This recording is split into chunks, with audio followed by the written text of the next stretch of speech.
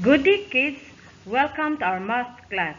I am Rowena Diciso, your math teacher for the day. Our video lessons is all about mathematics, quarter 3, module 1, percent, percentage, and its relationships. Okay, let's go now. What I need to know. This module contains one lesson. Lesson 1, relationship between percent and percentage. In this module, you will be able to, number 1, visualize percent and its relationship to fractions, ratios, and decimal numbers using models. Number 2, define percentage, rate, and base. Number 3, identify the base, percentage, and rate in the problem. Karon, adto na kita sa what I know. This activity, let's try to recall what you have learned in your grade 4 about percent and its relationship to ratio, fraction, and decimal. Direction. Encircle the letter of the correct answer. For number 1, which is a fraction of 2 hundredths? A. 2 over 10. B. 20 over 10. C. 2 over 100. D. 20 over 100. If your answer is C, you got the correct answer. Number 2, 80% out of 100 mangoes were sold. How will you write 80% in fraction form? A. 50 over 100. B. 70 over 100. C. 80 over 100. D. 90 over 100. Encircle now the letter. Okay, if your answer is C, you got the correct answer. Number 3, Marie needs to get 80% of her test to get the reward promised by her mother. What is 80% in decimal form? A. 8 hundredths. B. 80 hundredths. C. 80 thousandths. D. 8. If your answer is B, you got the correct answer. Okay, let's go now number 4. What percent is represented by the unshaded parts? A. 2%. B. 20%. C. 40%. D. 50%. Okay, the correct answer is letter D. 50%. Number 5. The comparison of two quantities is called blank. A. Percent. B. Ratio. C. Factor. D. Fraction. Okay, the correct answer is letter B. Ratio. Let's go now for number 6. The ratio of a number to 100 is called blank. A. Percent. B. Ratio. C. Factor. D. Fraction. Okay, the correct answer is letter A. Now, let's go number 7. What is 25% in 80? Is it A. 10, B. 20, C. 30, D. 40? Okay, what is your answer? So the answer is letter B. 20. Let's go now with number 8. If 68% of the campers are girls, how many percent are boys? Is it A. 38%, B. 32%, C. 28%, D. 22%? If your answer is B, you got the correct answer. That is 32%. Number 9. In a statement, 65% of 780 is equal to N. 65% is called the rate. Why? A. 65 is the number with a symbol percent. B. It is the total of a whole. C. It is the part of a whole. Letter D. It is the only given number smaller to the whole. Okay, if your answer is A, you got the correct answer. That is 65 is the number with a symbol percent. Okay, let's go now number 10. What is the base of this number statement? 15% of 60 is 9. A. 9. B. 15, C. 15%, D. 60. Okay, the answer is letter D. Okay, let's go now. What's in activity 1? Help me to remember. Direction. Answer the following question mentally. Number 1. What is 50% of 80? Remember, 50% is the half. So what is half of 80? Okay, the answer is 40. Number 2. Give the decimal form of 20%. Okay, how to change percent to decimal is you just move 2 places to the left. So the answer is 0.2 or 2 tenths. Number 3, what is the fraction form of 15 hundredths? Okay, 15 over 100 and simplify that one into 3 over 20. 4 and 5, what percent of a whole is the shaded part? And what is the decimal form of it? So the percent of a whole in the shaded part is 75% and change 75% to decimal form is 0.75 or 75 hundredths. Karon adto na kita sa what's new activity 2 understand me. What do you do before you go to sleep? In the website www.greatfacts.com, it says there that 44% of kids watch television before they go to sleep. If you are to follow this percentage, for instance, there are 25 kids in a certain area, how many of them watch television before they go to sleep? Comprehension check. Number 1, how many percent of kids watch television before they going to sleep? Okay, the answer is 44%. Number 2, what is 44% in fraction form? Okay, the answer is 44 over 100 and simplify that one into 11 over 25. Okay, number 3. How is 44% written as decimal? Okay, the answer is 0.44 or 44 hundredths. Okay, what is it? Visualizing percent and its relationship to fraction, ratios, and decimal numbers using model. Okay, we have here an illustration. In our illustration, there are 100 squares. From 100 squares, there are 44 shaded with color yellow. So applying what we have learned from lesson 6, we know that 44 out of 100 is 44%. Hence, we have the shaded portion in the figure on the left. In fraction form, this is 44 over 100. Why is it 44? Because there are 44 yellow squares. Simplifying 44 over 100, this is now 11 over 25. So therefore, 11 out of 25 kids watch television before they go to sleep. And in ratio form, it will become 44 is to 100 or 11 is to 25. So what is now the fraction? 44 over 100 and simplify into 11 over 25. And in decimal form, it is 44 hundredths or 0.44. And in percent, it is 44%. Percent to a fraction. To change a percent to a fraction, remove the percent sign and write as a numerator, then denominator of 100. This is from the definition that percent means for every 100. Remember to always reduce the fraction to lowest terms. Okay, example. Write the given percent as a fraction in simplest form. Number 1, 23%. So 23 will become your numerator. The percent sign will become your denominator. 23 and 100, there is no common factor. So it already in the simplest form, that is 23 over 100.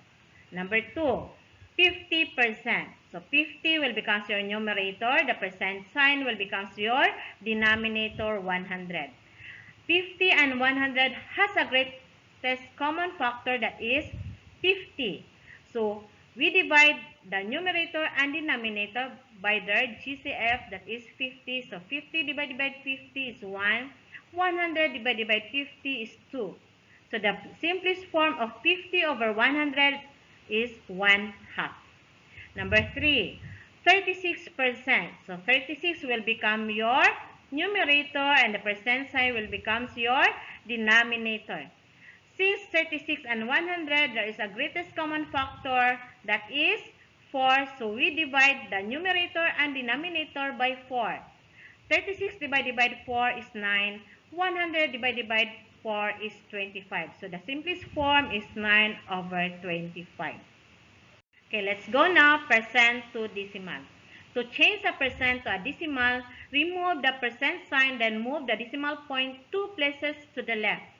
This is because every percent is a ratio of a number, that is 100. So number 1, 18%. So remove the percent sign. So next, move 2 places to the left. So the answer is 0.18 or 1800. Number 2, 23.5%. So remove the percent sign. So it will become 23.5. Then move 2 places to the left. So the answer is 0.235 or 235 thousandths. Number 3, 116 thousandths percent. So remove the percent sign, 116 thousandths. Then move 2 places. So the answer now is 1 and 00016 or 1 and 1600 thousandths. Okay, decimal to percent. So kabaliktaran ito ng percent to decimal. So to change a decimal to a percent, move the decimal point 2 places to the right and affix the percent symbol. Okay, number 1, 0.04 or 4 hundredths. Then move the decimal point 2 places to the right, so it will become 4. Then put the percent symbol. Number 2, 95 hundredths. Then move 2 places to the right, so it will becomes 95. Then affix the percent symbol. So the answer now is 95%. Okay, number 3, 11 and 1/10. So move 2 places. So since there is lacking 1, so you affix or add 0. So the answer now is 1110%. Fraction to percent. To change a fraction to a percent, change into decimal first by dividing the numerator by the denominator. Then move the decimal point 2 places to the right and affix the percent symbol. Okay, example, 23 over 100. So you divide 23 divided by 100 is equal to 0.23 or 23 hundredths. Then move 2 places to the right. So it will become 23. Then affix the percent sign. Next, 1/2. So 1 divided by 2 is equal to 0.5. Then we add 1 0. So it will become 50. Then affix the percent sign. So 1/2 in percent is 50%. 9 over 25. So 9 divided by 25 is equal to 36 hundredths. Then move 2 places. It will become 36. Then we will affix the percent symbol. So the answer of 9 over 25 is 36%. Defining and identifying percentage, rate, and base.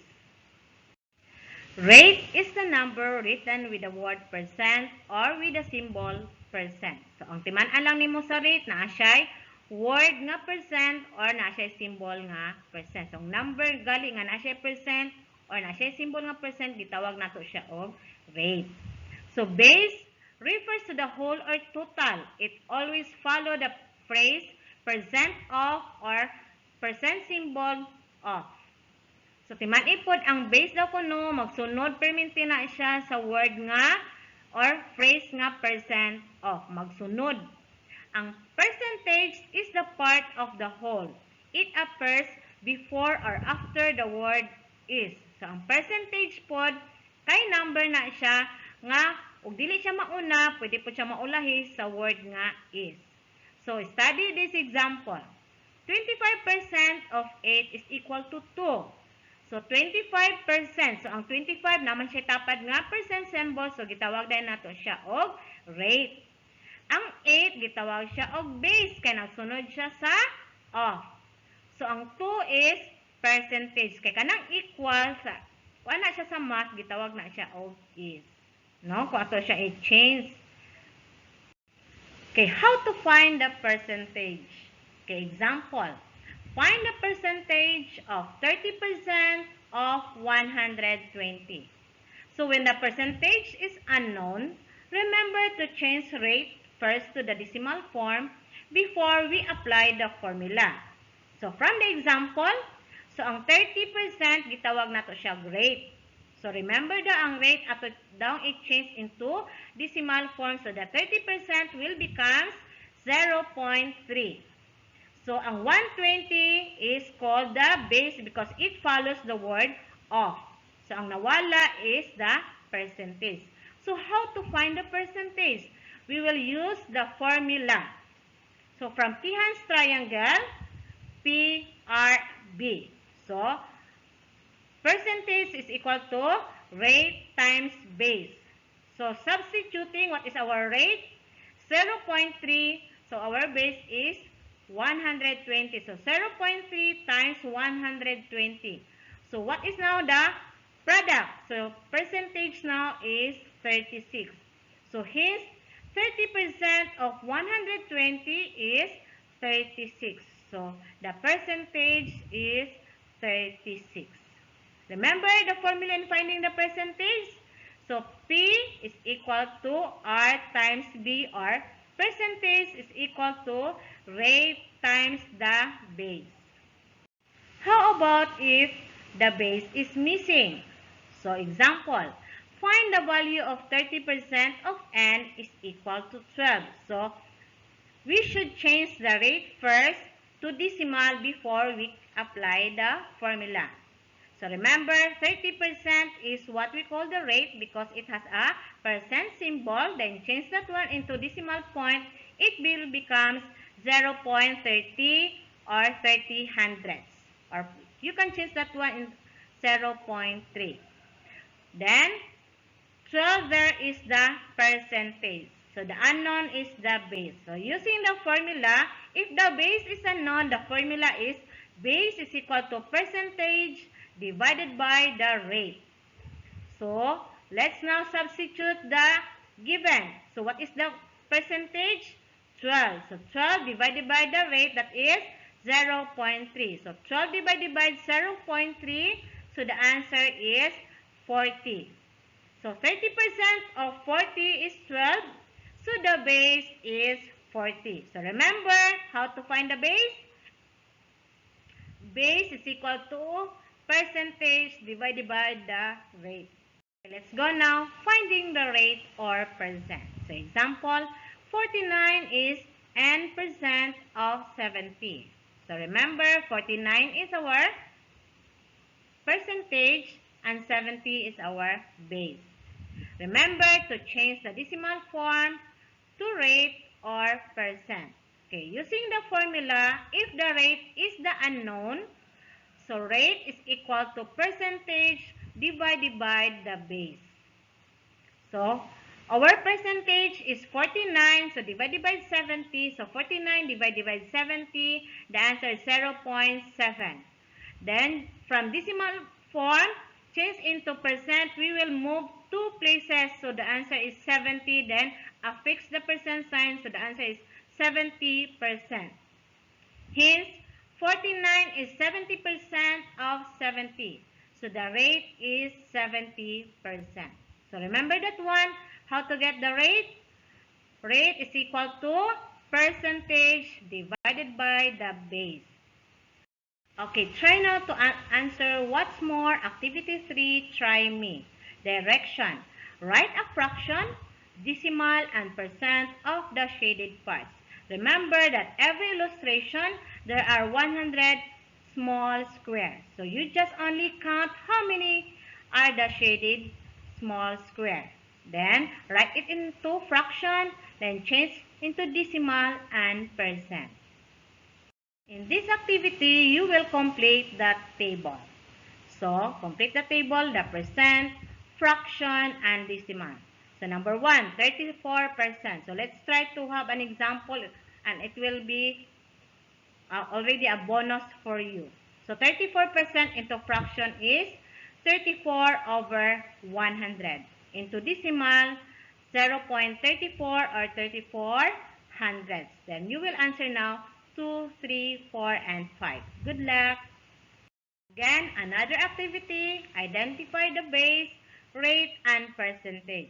Remember, the base, it always follows the word of, and the rate, it has a percent symbol. And the other number is what we call the percentage. Okay, you will answer 1 up to 5. Then, you will also answer what I have learned. Activity 4, try me more. Direction, write your answer on the space provided for. So 1 up to 5, if you cannot still remember, you can replay the video. Okay, adto na kita sa what I can do. Activity 5, apply me. Nichelle got the final grades of her first quarter modular distance learning of the following subjects. Filipino, 88%. English, 91%. Science, 90%. Mathematics, 89%. ARPAN, 90%. TLA, 92%. ESP, 92%. MAPI, 91%. Direction. You will create a single bar graph on initial grades in first quarter in decimal form. Write it in a short bond paper. This is now the rubrics in creating a graph. You have a 10 points if the data in the graph is well organized, accurate, and easy to read. 7 points, data in the graph is organized, accurate, and easy to read. 4 points, data in the graph is accurate and easy to read. And 1 point, data in the graph is not accurate and or cannot be read. Assessment. Direction. Encircle the letter of the correct answer. I will just read it to you and you will be the one to answer your module. Number 1. What is the fraction form of the shaded part? A. 9 over 9.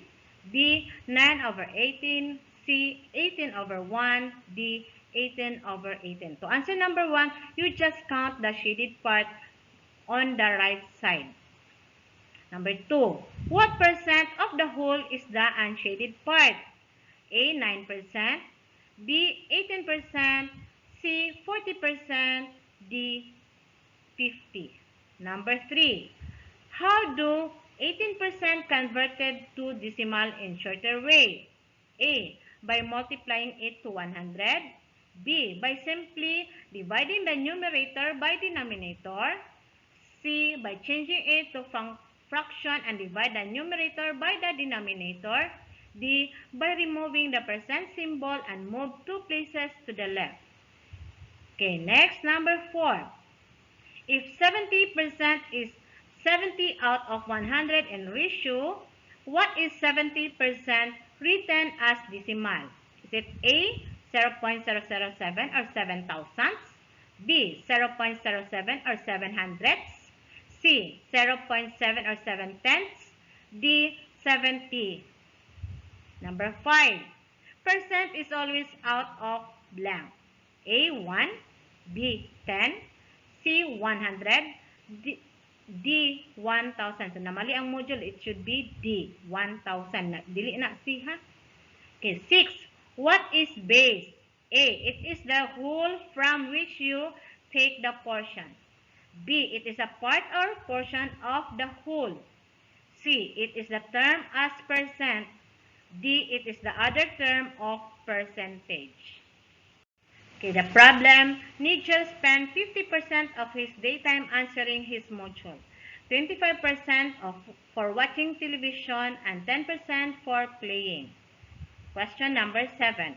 How many percent left to Nigel in his daytime activities? A. 5%, B. 15%, C. 20%, D.